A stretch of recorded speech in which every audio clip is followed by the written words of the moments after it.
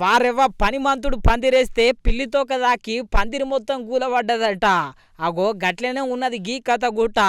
ఎందుకంటారా ముందుగల్లా గీ video చూడుండ్రి.